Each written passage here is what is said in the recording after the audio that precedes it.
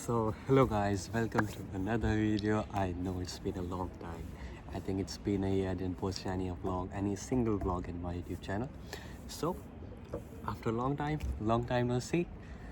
So this vlog it's all about job, like how to find a job after reaching UK in 2 or 3 months, like any part-time job for students. And I'll tell you my whole year experience in this video. Like in the first part I'll tell you my first experience because I've done my first year in Cardiff Met in Bachelor in Sports Science. Now I'm in second year, and I'll tell you my whole first year journey, what I've done in my first year, how I've done everything, and what I'll do for my second year. Like any suggestions, I'll give you my personal experience about it, and in the second part of the video I'll tell you how to find jobs, like what jobs I did and what job I'm doing right now and how I find those jobs. So I'll tell you everything in detail. So अगर मेरी first year की बात करें तो in first year जब मैं आया, मैं फर्स्ट 3-4 मंथ्स व्लॉग किया, आपको सब बताया जो मेरे साथ वो जो चल रहा था. एंड देन आफ्टर 6 मंथ्स थोड़ा ड्रास्टिक चेंज आया यूनिवर्सिटी लाइफ में, पार्ट टाइम जॉब्स में, मेरे स्पोर्ट्स में, मेरे टूर्नामेंट्स में थोड़ा स्लाइटली चेंज आया, तो थोड़ा सा मैं बिजी हो गया उसमें. सो मैं अपना फर्स्ट एक्सपीरियंस बताता हूँ. फर्स्ट ईयर मेरा बहुत ज़्यादा एकेडमिक में देखा जाए बहुत ज़्यादा टफ़ नहीं था, इतना ज़्यादा टफ़ नहीं था, क्योंकि बहुत लोग बोलते हैं कि study in UK is tough and it takes a lot of time, बहुत सारी चीज़ें. No, it's not like that. Like it's easy bro. Like as compared to India, it's quite easy. If you're studying in India and having good grades like 70 or 80%, it's enough. You can survive here easily. So in my first year, I scored not that good because it was a new environment for me, new friends, new classrooms, new structure, new pattern of study. Like in India, I used to study in theoretical ways, but here every teacher, every subject and every module is on a practical base, so it's quite nice and it's easy to learn, easy to understand and easy to improve your skills as well. So in my first module I gave a lot of presentations, I made a lot of assessments, so I got average grades. Like to be fair, I got 65%, 65 grades in my first year. So in my second year, I'm ready for my second year. I know what to do in my second year, how I can improve my grades, and what should I do to improve my grades. So for my personal suggestion for academics, I'll let you know that in assessments, try to give more references to your assessment and do not do silly things, like do not use simple words. Do a little bit tough vocabulary. Like जो lecturers होते हैं ना, जो grades देते हैं, जो check करते हैं, वो देखते हैं कि जो आपने स्टडी की है उस पर आप क्या क्या आपने लर्न किया है, किस किस फॉर्मेशन में लर्न किया है एंड उससे आप क्या सीख चुके हो. तो जब आप वो असेसमेंट में वो चीज़ उतारते हो तो उस टाइम आपको प्रॉपर वेस में लिखना पड़ेगा. लाइक जैसे कि मेरा एक मॉड्यूल था एनाटॉमी, तो वो फिज़ियोथेरेपी से रिलेट करता था बहुत ज़्यादा. उसमें सॉफ्ट मसल्स, टिश्यूज़ एंड बहुत सारी चीज़ें थी. तो अगर आप उसको अच्छे से डिस्क्राइब करोगे ना खोल के, मतलब ये नहीं कि वर्ड लिमिट एक्सीड नहीं करनी है. वर्ड लिमिट अगर आपको 2000 का है तो उसके आसपास ही रहना. अगर आप उससे ज़्यादा कर दोगे तो आपके मार्क्स कटेंगे, उससे कम कर दोगे तब भी आपके मार्क्स कटेंगे. तो ट्राई करना कि तो उसके आसपास ही हो. और मोस्टली स्टूडेंट्स यहाँ पे कर चुके हैं और बहुत सारे पकड़े गए हैं स्टूडेंट्स, और मतलब काफ़ी सारे स्टूडेंट्स हैं जो ऐसे पकड़े गए हैं. वो यूज़ करते हैं चैट जीपीटी. उनको जो असेसमेंट मिलती है, they just copy and paste on chat GPT and they make the assignment bye chat GPT and it's totally wrong.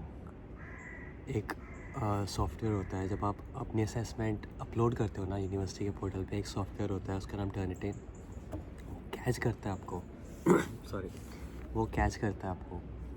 अगर आप उसमें पकड़े गए और आपका बहुत ज़्यादा मैच हुआ तो यूनिवर्सिटी आपके ऊपर मीटिंग बिठाती है। वो इतना ज़्यादा ख़राब है कि उसमें आपके डिपोर्ट के भी चांसेस होते हैं, आप डिपोर्ट भी हो सकते हो अगर आपको पकड़ा गया कि आप चैट जीपीटी यूज़ करते हो, आप चीटिंग कर रहे हो, ये सब चीज़ें। तो हाँ, मैं ये नहीं कह रहा कि चैट जीपीटी से बिल्कुल भी मदद ना लो, चैट जीपीटी से मदद लो, अच्छा है मदद लेना चैट जीपीटी से, और बहुत स्टूडेंट्स लेते हैं, मैं भी लेता हूँ। उससे मदद लो, लेकिन उससे कॉपी पेस्ट ना करो। लाइक आप पूरा पूरा उठा के कॉपी पेस्ट कर दोगे चैट जीपीटी से, नहीं, उससे मदद लो, उससे पॉइंट्स लो, उस पॉइंट्स को आप खुद अपनी तरफ से बनाओ और बना के फिर लिखो।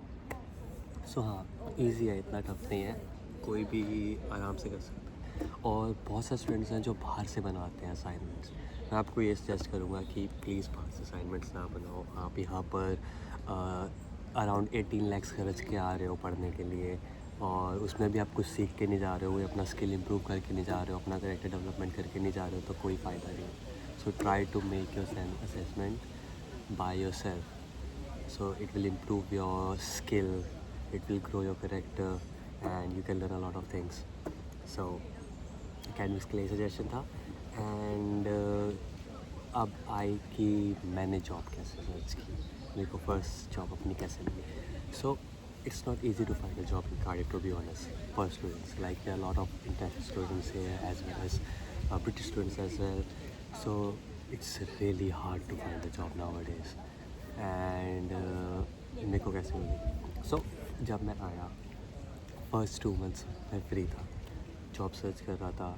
इंडीड सबसे पहला बेस्ट ऑप्शन है। इंडीड, आप अपना इंडीड अकाउंट बनाओ, अपना लिंक्डइन अकाउंट बनाओ, उस पर अपना जो अपना एक्सपीरियंस है, प्रोफेशनल एक्सपीरियंस है वो डालो, एंड अपनी सीवी क्रिएट करो अच्छी सी, उस पर अपना एक्सपीरियंस डालो। अगर आप फेक थोड़ा बहुत एक्सपीरियंस भी डाल देते हो इंडिया का तो इट डजेंट मैटर, थोड़ा बहुत चलता है, बट ये नहीं कि आप बहुत ज़्यादा बड़ा चढ़ा के डालो।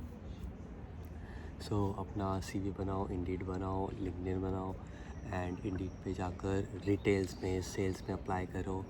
और कुछ स्टूडेंट्स हैं जो केयर में भी अप्लाई करते हैं, उनको मिल गया, काफ़ी स्टूडेंट्स को मिली है। कैफ़ेज़ में अप्लाई करो और स्टोर्स में अप्लाई करो। और सबसे इम्पॉर्टेंट, सबसे मेन बात, यहाँ पर आकर सोशलाइज़ होना सीखो। आप जितना ज़्यादा सोशलाइज़ होगे ना, उतना ज़्यादा बेनिफिट है आपके लिए।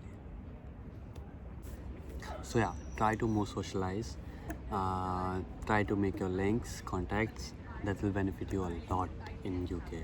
बिकॉज जो मेरे को मेरी फ़र्स्ट जॉब थी ना, वो मुझे ऐसे मिली थी। लाइक आप पहले आकर ये भूल जाओगे आपको 2-3 महीना जॉब मिलेगी इतनी ईजिली, बहुत टफ है। And create your links at that time, वो आपका टाइम है आपको सोशलाइज होने का, लिंक्स बनाने का, कॉन्टैक्ट्स बनाने का। दैन आप लिंक्स बनाओ, कॉन्टैक्ट्स बनाओ, सोशलाइज हो। एंड जो मुझे फ़र्स्ट जॉब थी वो थी कॉस्को में, वो थी as a brand ambassador. So I was a brand ambassador in Costco. वो मुझे मिलती थी रेफरेंस से। Reference is very important, UK में सबसे ज़्यादा रेफरेंस चलता है, आपको उसके कारण बहुत सारी जॉब्स मिल सकती है। बेस्ट वे है वो जॉब, ईजी और बेस्ट वे है वो जॉब ढूंढने का। सो तो मेरा उधर काम ये था कि I have to promote the brands and the products. The Costco, it's a department Costco called WDS। तो वो मुझे ब्रांड्स देते थे, प्रोडक्ट्स देते थे, मुझे उसको प्रमोट करना था, कस्टमर्स को उसके बारे में इंफॉर्मेशन देनी थी, उनको ट्राई करना था, डिटेल्स देनी थी, उनके उस प्रोडक्ट के बेनिफिट बताने थे। And just my main job was just to improve the sales. Yeah so it was a quite nice job. It was 9 to 5 job, 3 days in a week। Like हम यहाँ 20 hours per week कर सकते हैं ना, तो 3 days in a week था। It was like 8, no it was 7, 7 and 6। तो बहुत अच्छी जॉब थी, बहुत बढ़िया था, बहुत अच्छा चल रहा था सब कुछ। बट आफ्टर 6-7 months, जैसे मैं फेब हुआ, जैन फेब में मोस्टली यहाँ पर काम नहीं होता, बिकॉज इन दिसंबर सब लोग अपने पैसे खर्च चुके होते हैं क्रिसमस में, न्यू ईयर में।